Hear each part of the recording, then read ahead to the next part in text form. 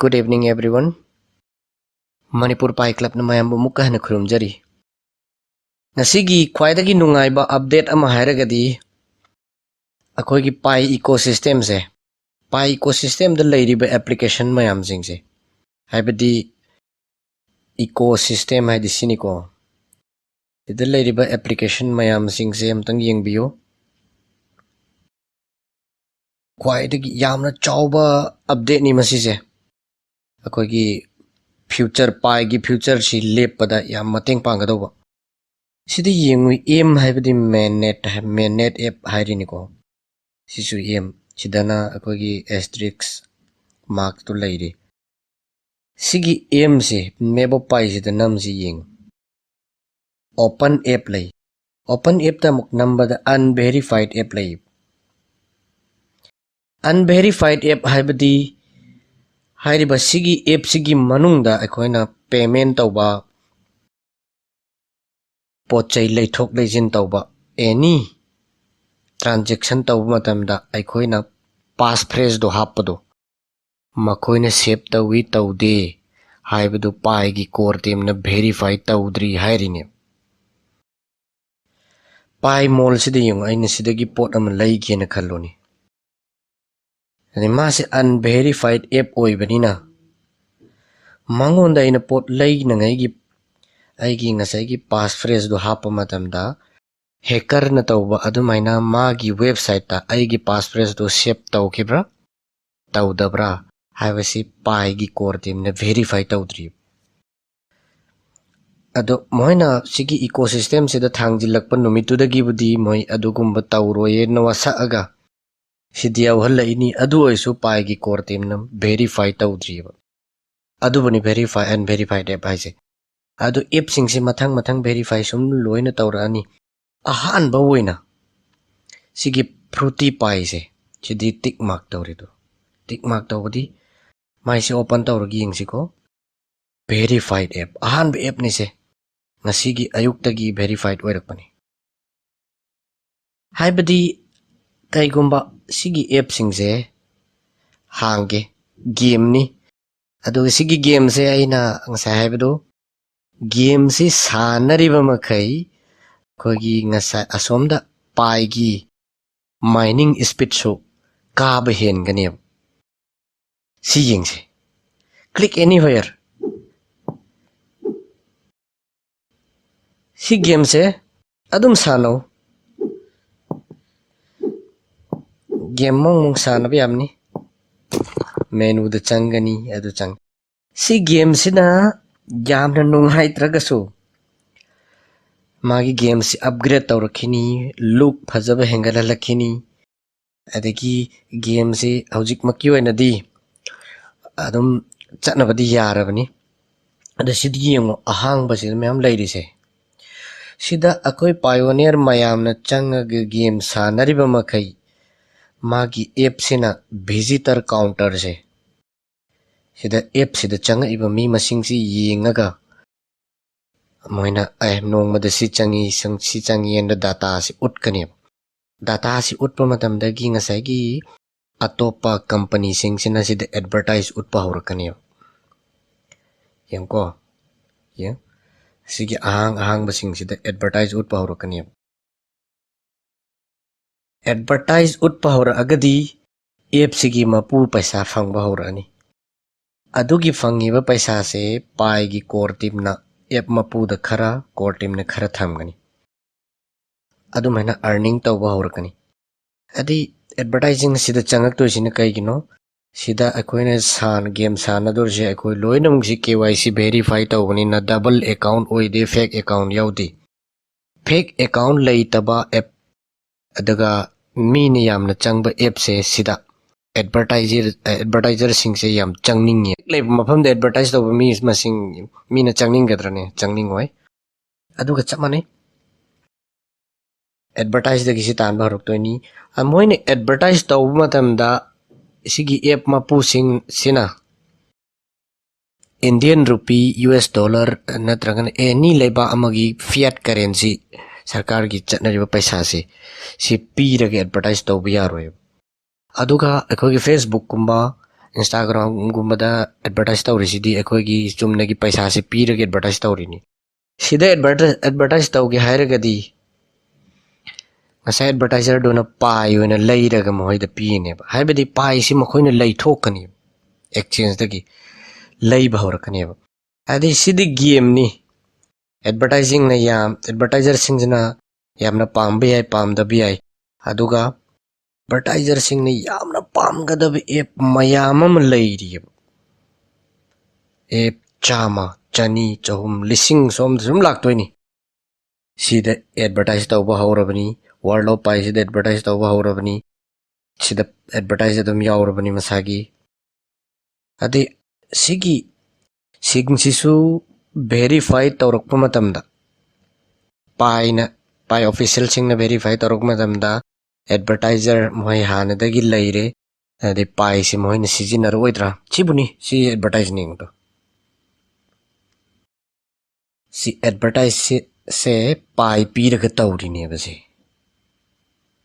ꯁꯨꯃꯥꯏꯅ ꯑꯦꯗꯚꯔꯇꯥꯏꯖ ꯃꯌꯥꯝ ꯑꯃ मागी ngसाई अखोगी पाई की इकोसिस्टम एप सिंगसिदा तौरकनी एडवर्टाइज तौबदगिनी कंपनी सिंगसिना चटलिसे पैसा तोंबा हौरइजे अदुना ngasiगी aina ngasai haigibadu application chi verify kam kanda taurakani nang yam kui na ngairaga lakpani ade ngasi ahanba oina ngsaigi app ama verify tauba hौरए अतई Sissu यामना थुना तौरअनी अदुगा मयामना ज्ञान तादबमा आइगी ममांगी वीडियोदा हौजी हौजी पाइगी open MANET से तौख्रे नत्रगा तौद्री सिदा चाममनबा खर लई यो फेब्रुआरी तांग कुंदा नहान तौखिबदु open network हाइबनी open MANET हाइबनते सी browser अमनी सी मफमजे सिदा खुदना सोक मतमदा aina YouTube yengera natragan any website ama chatpa yai aikon thining ba Google da thiba do se thiba su yagane pi open mainnet aduga aigi mamang gi video da akoi gi pi club manipur gi video da open mainnet ti tawdri open network tawre haibagi kariyama poinam yawkhibani मधुगी मतंगदा आइफेतंग सेंगदोकचगे से पाई browser से अकोई Google Chrome opera mini गो Mozilla सगम browser अमने सिदा any मयामना सी सिदा YouTube ये type तौसनगेरा YouTube search तौरो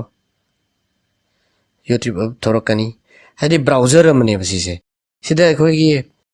pi open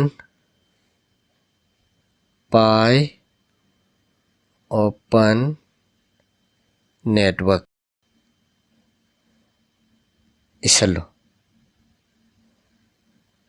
chideng pi's open network has launched si pi ki official website niko mindpi.com haise sideng pi's open network neba launch ta ukhrido February ki tang kunda ho nan gi mainnet na teba adu ekoi ji hoji karamba phase da lairi haibdo amuka hanna yam thuna hairam ge sida yengo si cheke hom sida namu blockchain da namu blockchain nam matamda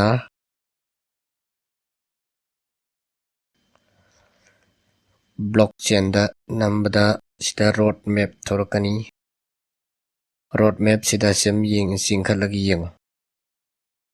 testnet enclosement net kawe ba khoi gi hujik leiri base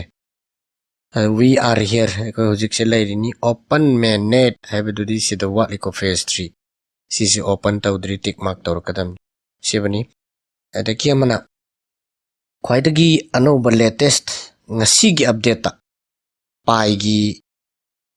official homepage akogi mining homepage dudi imtang yengbiyo mayamna nahadagi ngainaramba GCB haibado adum balakado ba mong am leire Sida yengo akogi si video si play tauge. Habadi akogi sida ay ngaitang post tauge. Hadi akogi nahan pai face taukhibdo. Habadi mebo pai da uba dukan singda transaction taunaba leine pot leine yonaba tau mayamdo. Adugido value kayada tawi. Haipa matamda koine hujuk exchange da leriba 0.6 0.75 sida base tauraga pot leine yonaba ambo yaude. Pot ama adi mobile ama leibada 0.0001 pi 0.0002 pi sumaina leine yonaba taweba adugi singdo official singna uthore sina takpadi mobile ama da $0.6 oiragadi 0.0001 da leinarise mapa chanati adi my 0.001 na mobile ama fange haiba daragadi pi gi value se GCB gi value haibadi 314519 dollar natragana 3114 natragana 314 adumena kitang chawna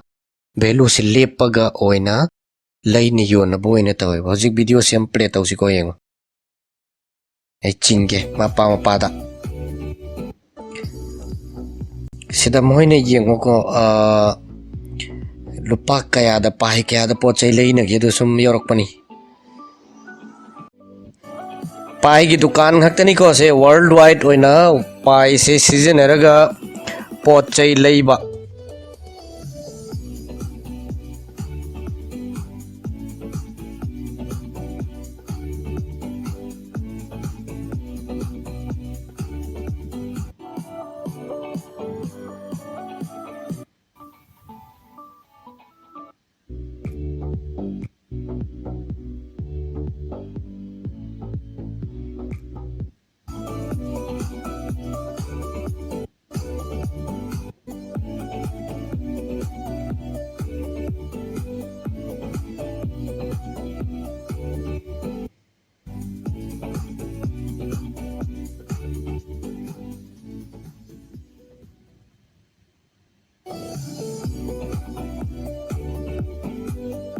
chilere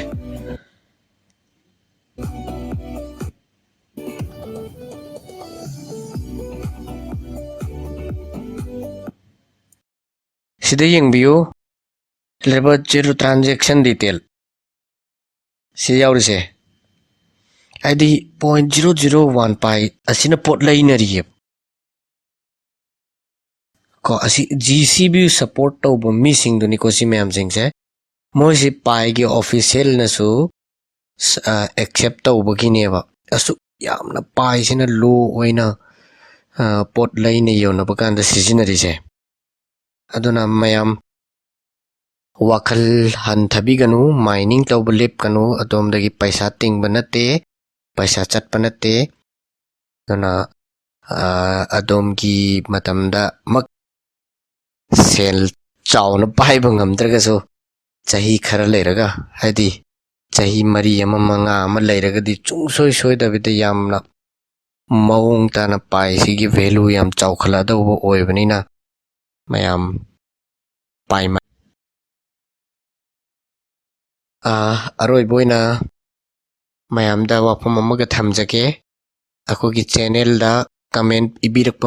matamda adomna aihaki mobile number natragana WhatsApp ki group link thabiro haibugumba comment yamna thengna jai ado WhatsApp ki group natraga mobile number hana hapasingdo karigumba privacy natraga security ki concern leibana maram oiraga lauthok jaragani aduga adomna akogi WhatsApp group ta natragna aihaki mobile number pamba taragadi aihak makhada adi akoi video khudingmakki makhada Gmail ama pirake Gmail sida ki adomgi mobile number sing thabiro aduga akoina WhatsApp group te add tawsanjarake aduga akoina mobile number natragna WhatsApp group sida hapase ꯉꯁꯤꯒꯤꯗꯤ ꯃꯇꯥꯡ ꯑꯁꯤꯗ ꯃꯌꯥꯝꯗꯒꯤ ꯀꯥꯏꯅꯅꯕ ꯌꯥꯊꯪ ꯅꯤꯖꯔꯤ ꯉꯁꯤꯒꯤꯗꯤ ꯃꯇꯥꯡ ꯑꯁꯤꯗ ꯂꯣꯏꯁꯤꯟꯖꯔꯒꯦ ꯃꯌꯥꯝꯗꯒꯤ ꯀꯥꯏꯅꯅꯕ ꯌꯥꯊꯪ ꯅꯤꯖꯔꯤ ꯃꯊꯪ ꯑꯃꯨꯛ ꯑꯞꯗꯦꯠ ꯂꯥꯛꯄꯗ ꯌꯥꯝ ꯊꯨꯅ ꯍꯥꯞꯆꯔꯛꯀꯦ Thank you so much all viewers